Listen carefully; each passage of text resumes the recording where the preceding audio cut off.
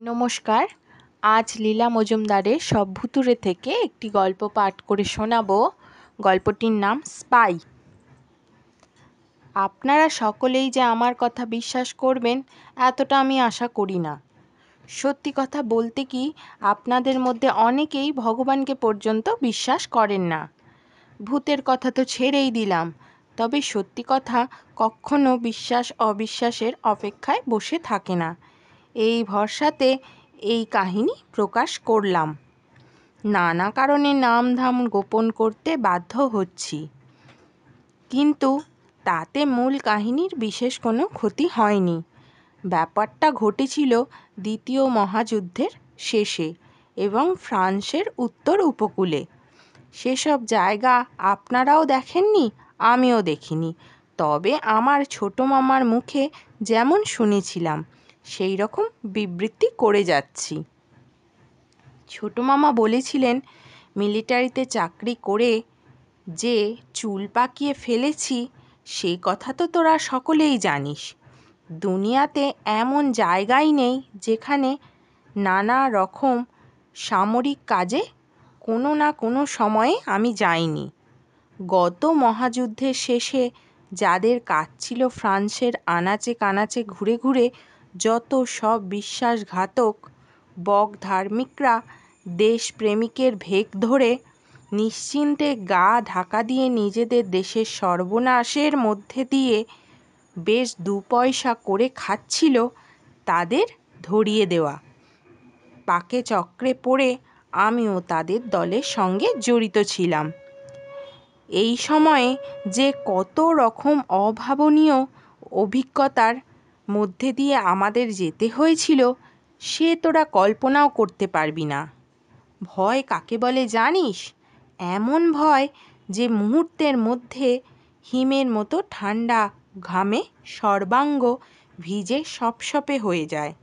তবে শোন, একবার একটা ভূতের বাড়ির সন্ধান পেয়ে হেডকোয়ার্টারের ভারী সন্দেহ হলো। সমুদ্রের ধারে নির্জন জায়গা, বহু দিনের পুরনো কালো পাথরের এক বিরাট বাড়ি। কত কাল যে কেউ ওখানে বাস করেনি তার ঠিক নেই। বড়ই দুর্নাম বাড়িটার। দিনের বেলাতেও সেখানে কেউ বড় একটা যাতায়াত করে না। জানিসই তো, পৃথিবীর সর্বত্রই পাড়াগাঁয়ে লোকেদের মনে এই ধরনের কুসংস্কার থাকে। কিন্তু ব্যাপারটা শুধু গেঁয়ো গুজবে থেমে গেল না। সামরিক বিভাগের 2 জন অফিসার জল ঝড়ে সন্ধেবেলায় ওইখানে আশ্রয় নিতে বাধ্য হয়েছিলেন। বাড়িটার সম্বন্ধে কানাঘুষো তারাও শুনেছিলেন এবং আমারই মতো তারাও ঘোর নাস্তিক এবং ভূত বা পরলোকে অবিশ্বাসী ছিলেন। সেই জন্য দিনের আলো থাকতে থাকতে গোটা বাড়িটা তারা তন্ন তন্ন করে খুঁজেও দেখেছিলেন। বলা বাহুল্য, ধুলোয় ঢাকা ঘরগুলোর মধ্যে ঘুরে ঘুরে কিংবা বাইরে বালি ও বেটে বেটে আগাছায় ভর্তি বাগানের দিকে চেয়ে চেয়ে কোথাও অস্বাভাবিক কিছু তাদের চোখে পড়ল না। চারিদিক অন্ধকার করে রাত নেমে এলো। বাড়িটার হাবভাব কেমন যেন বদলে গেল। ধরা ছোঁয়ার মধ্যে তেমন কিছু নয়, কিন্তু সমুদ্রে ও বাতাসের উদ্দাম গর্জনে ছাপিয়ে বাড়ির ভিতরকার ছোটোখাটো নানান শব্দ যেন বেশি করে তাদের কানে আসতে লাগলো। প্রথমটা তারা অতটা গা করেনি, কিন্তু ক্রমশ তাদের অস্বাভাবিক ভাবটা এমনি বেড়ে গেল যে একটা শক্তিশালী টর্চের আলোতে গোটা বাড়িটা আর একবার পরীক্ষা করে দেখলেন এবং শেষ পর্যন্ত এই সিদ্ধান্ত করতে বাধ্য হলেন যে বাড়িতে নিশ্চয়ই আর কেউ আছে। হাতে হাতে যে প্রমাণ পেলেন তাও নয়, কিন্তু কীরকম জানিস? এই মনে হলো স্নানের ঘরে কলের জল পড়ছে, দোরগোড়ায় পৌঁছলেই কে যেন চট করে কল বন্ধ করে পিছনের দরজা খুলে বেরিয়ে গেল, অথচ দরজা ঠেলে বাইরে প্যাসেজে বেরিয়ে দেখা গেল কেউ কোথাও নেই, সব ভোঁভা। আবার শোবার ঘরের মধ্যে স্পষ্ট দেশলাই জ্বালবার খসখস শব্দ শুনে হুড়মুড় করে ঢুকে পড়ে দেখলেন কিচ্ছু নেই।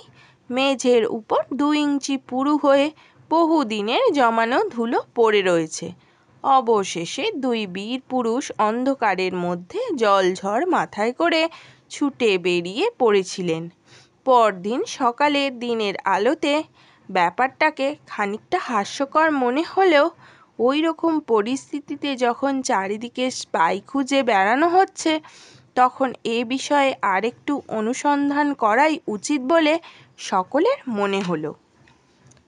এই ব্যাপারে তদন্ত করবার জন্য আমরা জোনা 5 সামরিক বিভাগের ঘুঘু অফিসার সঙ্গে অস্ত্র-শস্ত্র, চোর ধরার নানা রকম ফাঁদ আর ফাঁসজাল, বড় বড় টর্চ ও শেড লাগানো লণ্ঠন আর বলা বাহুল্য ঝুড়ি ভরে আহার্য ও পানীয় নিয়ে সন্ধ্যা নামবার পর রওনা হলাম। বাড়ি থেকে বেশ খানিকটা দূরে জিপ গাড়িটা রেখে পায়ে হেঁটে নিঃশব্দে ও যথাসম্ভব গোপনভাবে ভূতের বাড়িতে উপস্থিত হলাম।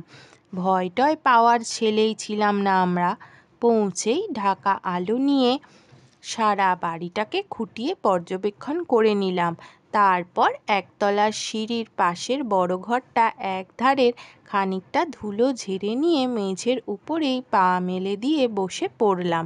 বিরাট ঘর, উঁচু ছাদ, দেখাই যায় না কার্নিশে কারিকুরি করা, মস্ত গুহার মতো চিমনি, তাতেও কত কারুকার্য। তার মাঝেই 4টে মানুষ অনায়াসে লুকিয়ে থাকতে পারে। বদমাইশদের আস্তানা গাড়বার এমন উপযুক্ত জায়গা খুঁজে পাওয়া দায়। পাছে ভয় পেয়ে চোর পালায়, তাই নড়ছি চড়ছি, পা টিপে টিপে, নিঃশ্বাস প্রায় বন্ধ করে রেখেছি। একটা সিগারেট পর্যন্ত ধরাচ্ছি না, আলোতে বা গন্ধে পাছে জানান দেয়। এমনই ভাবে বসে আছি তো বসেই আছি। এইভাবে কতক্ষণ কেটে গেছে জানি না। এমন সময় খট করে কে যেন দোতলার একটা দরজা খুলল।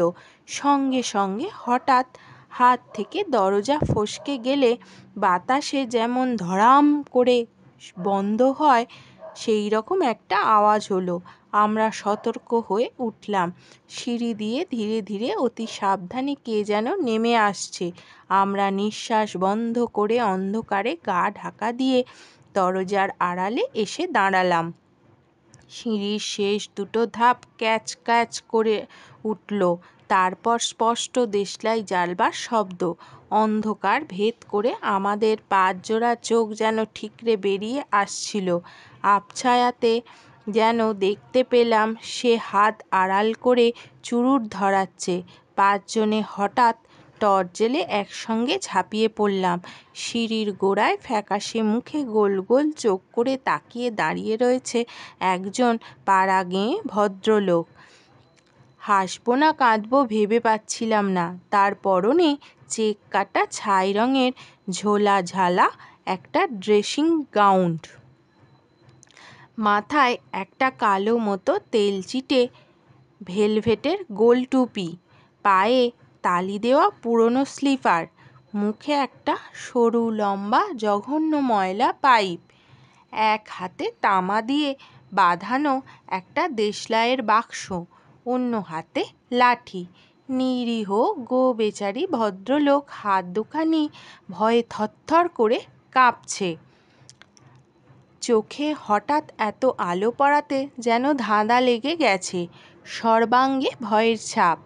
আমরা 5 জনে কাণ্ড দেখে অট্টহাস্য করে উঠলাম। ঘাড় ধরে তাকে টেনে ঘরের মধ্যে এনে উজ্জ্বল সব আলো জ্বেলে তাকে প্রশ্ন করতে লেগে গেলাম। এতক্ষণ পর স্বাভাবিক কণ্ঠে কথা বলতে পেরে যেন হাঁপ ছেড়ে বাঁচলাম। লোকটি কিন্তু বোকা সেজেই রইল। আমতা আমতা করে নাম বললে ফিলিপ বারো।